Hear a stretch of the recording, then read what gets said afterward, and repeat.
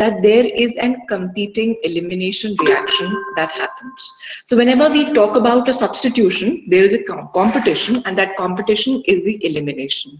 Now, how do you avoid elimination and carry on substitution, or vice versa? For example, you want substitution as a major product. How will you avoid elimination? You will choose certain kinds of substrates, or you will choose certain types of bases which would carry out substitution faster rather than elimination.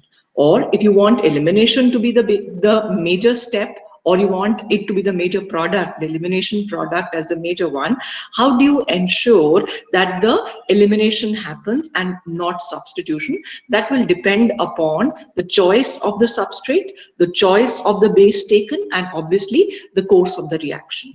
So as elimination and substitution are both competing reactions every time, we have to be very careful in choosing the substrate and in choosing what kind of reaction we want. There are certain reactions where 100% elimination product takes place, elimination reaction takes place, or elimination product is formed, and there are reactions where 100% substitution product is formed, but then that will depend upon the choice of my substrate, choice of the solvent. There are various conditions which will turn the course of the reaction. Now, one of the most common examples of elimination are 1,2 elimination reactions. We have these reactions, and when we'll be talking about elimination, either E2 or E1, we'll be concentrating on 1,2 elimination as a major product. But there are examples, and when the elimination reactions were coined, or when they came actually, so when they were discovered, so elimination reactions actually started from very long back, and it was the one kind of elimination that was first discovered. Now it is said that the departing group, so obviously it's elimination ka matlab to remove something, to eliminate, as the name suggests in English, it means to eliminate, to remove something. So when we talk about something which is eliminated or something which departs, so if it departs from the same atom, we call it 1,1. If it departs from two adjacent carbons, we call it 1,2. There are very rare examples when it is 1,3 or 1,4. That does not happen, you know it, for obvious reasons, because then a double bond would not be formed. How can you form a double bond when we talk about 1,3 elimination? That cannot happen. So when there is certain departing group, so obviously the carbon valency should be satisfied, and because of this there is an additional bond that is formed between carbon and carbon, and that is why whenever elimination reaction happens, there is a formation of a pi bond. From sigma bond there is a formation of a pi bond. So all these things will be talked about. I'm just trying to give you a brief overview or brief introduction about the elimination. Now, the first major question I would like to ask, or I would like to address here, is elimination. How alkyl halides give nucleophilic substitution as well as elimination reactions. I repeat my question again. That is a competition reaction, which I talked about.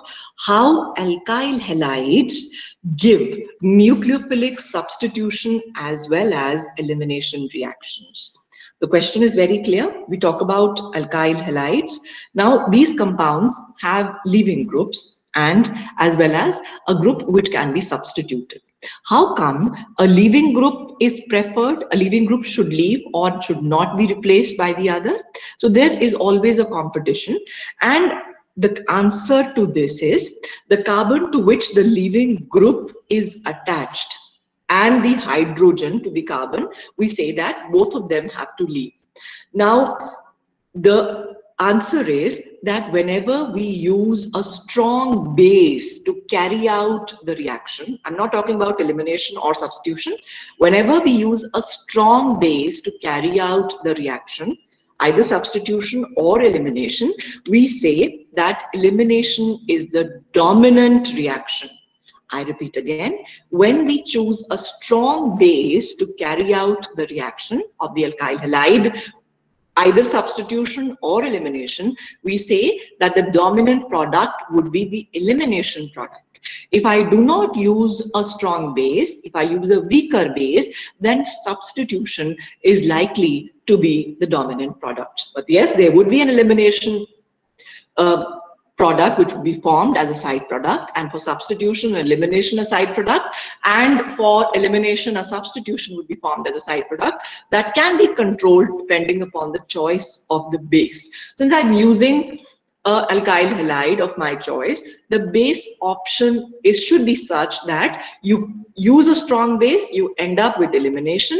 You use a weaker base, you end up with a substitution product. The question is, why? Why is it so that whenever we use a strong base, elimination reaction happens, and whenever we use a weaker base, a substitution reaction happens? Can anybody answer the question? Can anybody answer the question?